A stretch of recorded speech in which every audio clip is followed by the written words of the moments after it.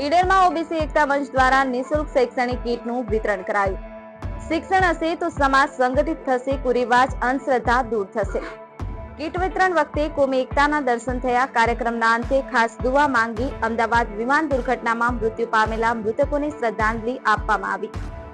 OBC, SC, ST અને લઘુમતી સમાજના બાળકો મુખ્ય ધારા વચ્ચે આવી શિક્ષણથી વંચિત રહે નહીં તે હેતુથી ગુજરાત ક્ષત્રિય ઠાકોર સેના અને ઓબીસી એકતા મંચ છેલ્લા ઘણા વખતથી પ્રયત્નશીલ છે. આ અભિયાનના ભાગરૂપે સાબરકાંઠા જિલ્લાના ઈડર શહેરના લઘુમતી સમાજના વિદ્યાર્થીઓને સ્કૂલ બેગ, નોટબુક, પાણીની બોટલ, નાસ્તાનો ડબ્બો અને કંપાસ સહિત નિઃશુલ્ક શૈક્ષણિક કીટ આપવામાં આવી હતી. ઈડર જુમા મસ્જિદના હોલમાં આયોજિત કાર્યક્રમમાં ઓબીસી એકતા મંચના પ્રદેશ ઉપાધ્યક્ષ મુકેશભાઈ ભરવાડે જણાવ્યું હતું કે આજે કારમી મોંઘવારીમાં જીવન જીવવું એ દોહલું બન્યું છે.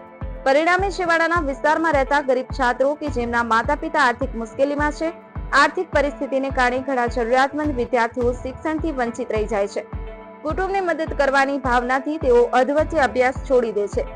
આ કારણસર કોઈ પણ ધર્મ, જ્ઞાતિ, જાતિ કે સમાજનો ગરીબ અને જરૂરિયાતમંદ વિદ્યાર્થી શિક્ષણથી વંચિત ન રહે તે આપણી સૌની જવાબદારી છે.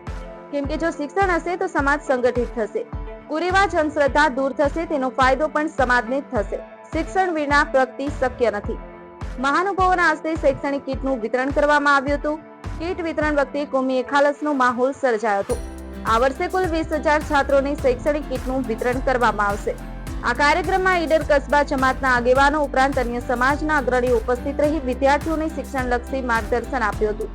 કાર્યક્રમના અંતે ખાસ દુઆ માંગી અમદાવાદ વિમાન દુર્ઘટનામાં મૃત્યુ પામેલા મૃતકોને યાદ કરી અને શ્રદ્ધાંજલિ પણ આપવામાં આવી હતી.